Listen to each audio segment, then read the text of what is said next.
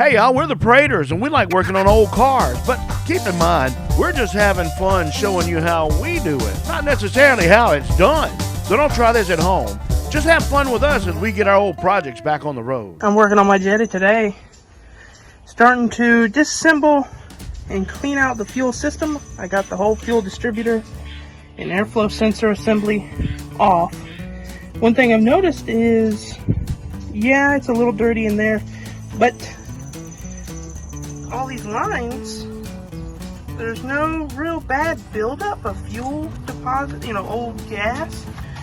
Here's the main feed, or the main return, and you notice there's really not much on it.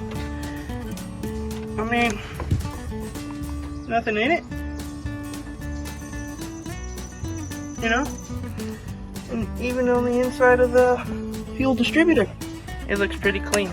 So that's actually, that's actually a really good sign that this is probably still in good shape inside and won't take much to clean out and get working again.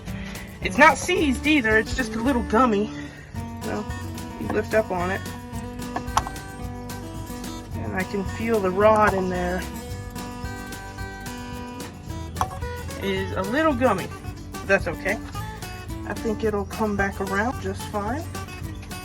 So, got that taken off. Working on some vacuum lines. Took some vacuum lines off because they need to be replaced, and I'm gonna figure out what I need to get to replace them. What else? Need to get that warm-up regulator taken off and cleaned out. I have a kit on the way for that and this fuel distributor to clean them out. Need to get a new filter. Which, look at that, it's a Bosch filter. Original Bosch filter. I don't think it's original to the car, but it's OEM, which is still pretty neat to me. Looking at the AC a little bit, the system actually still has pressure in it. I'm just trying to figure out how you're supposed to adjust the belt tension so I can put a belt on it, but I'll figure that out later. So far, everything's looking really good and really exciting, and I just can't wait to get this engine running in the car fully on its own.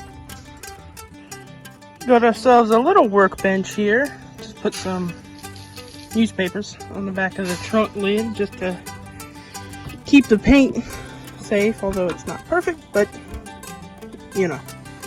Anyway, I'm going to start taking the fuel distributor off of the airflow meter, and it's only held on by 3 screws and then all the lines.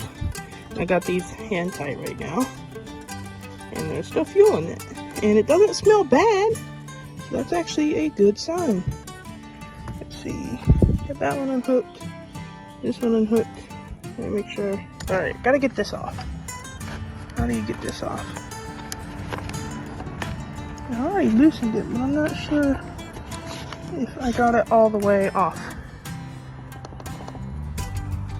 I don't want to bend it. I'm afraid of that.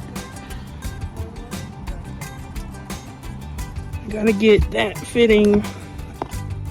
And you can see it's undone. I don't think that one. Maybe I just need to wiggle it. Let me pause. Alright, I just kind of wiggled it a bit and it popped right off. So, alright, got that out of the way. You see, got this fuel line out of the way. And make sure you don't lose this. That is a one-way check valve. The system uses a lot of check valves to keep pressure and fuel inside of the whole system, to where when it goes time to start it back up, you're not trying to refill the whole system with fuel and pressure. So anyway, alright, that's undone. So now it's just these 3 screws up top here. That one's loose. That one's loose. Should get a tripod, huh? Grab it.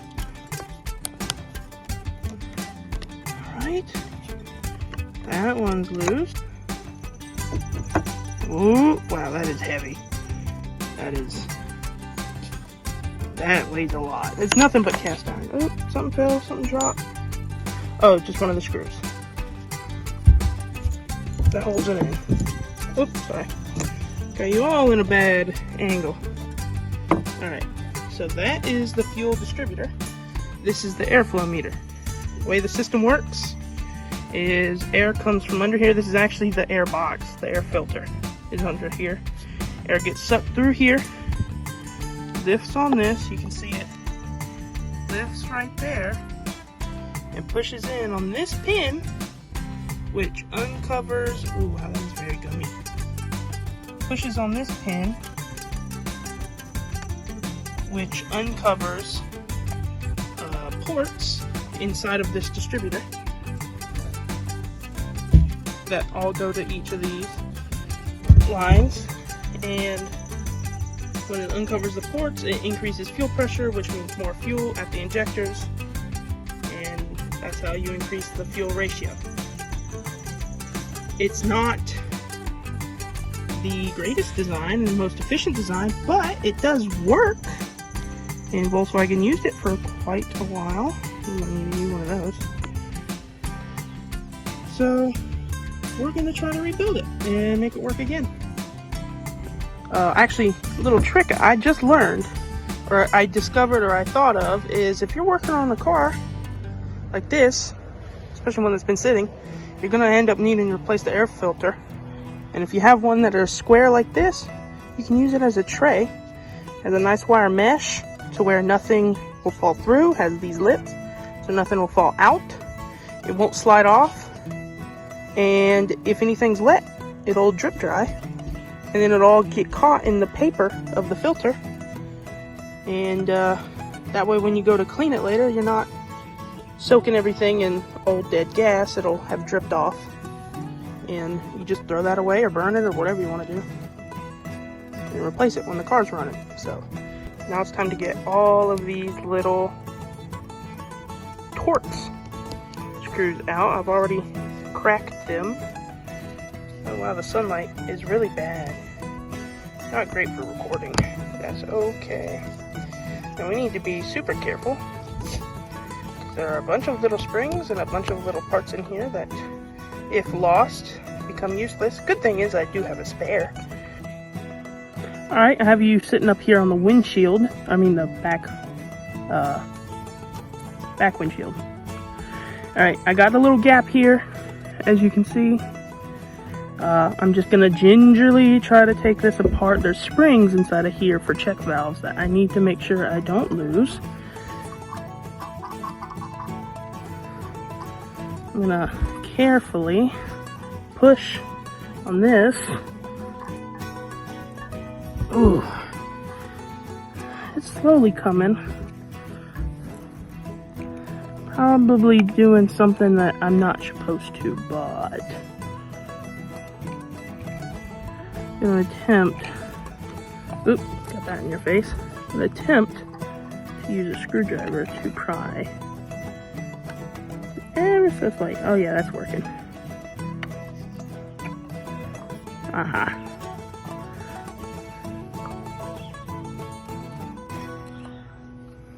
Ever so slightly. Very gingerly. That's working though. Alright. Just gotta be careful. Slow process. Alright, I think. Aha, there it goes. It's coming apart now. Ah, there it goes. 2 pieces. Alright. And work continues on our 83 Jetta. I am currently in the process of taking the intake off. I thought I'd be able to don't have to, but I ended up having to. I was in the process of trying to replace these injector cups here in the head. Little plastic cups. There's one of them right there. You can see that one is completely busted in half. Well, it is seized in there, and when I used my Allen wrench to get it out, it completely stripped out. So I'm going to pull the intake to vacuum out any crap I dropped into the head. Maybe just use a chisel. That'll probably be what I do, is use a pick and a hammer. Good idea. Anyway, either way, intake needs to get out of the way. And they did not make it easy. All the bolts are on the bottom, and my exhaust manifold is really in the way. You can see down here that the manifold is in the way, and you can see where some of the bolts are. And I might have to pull the exhaust manifold out. I don't know. I thought I didn't have to, but I'm questioning that. You can see that one bolt way back there. Almost impossible to get to. I'm going to try to get it from the other side. But man, that is not easy. I pulled all the intake piping out of the way. Hopefully I can get in there a little better now. Yeah, not easy. Not super easy to work on. Well, it hasn't been that bad, but definitely would have been easier if it was a carbureted car, because I would have had to do this. But no! I naively decided that the fuel injection was the way to go. So here we are.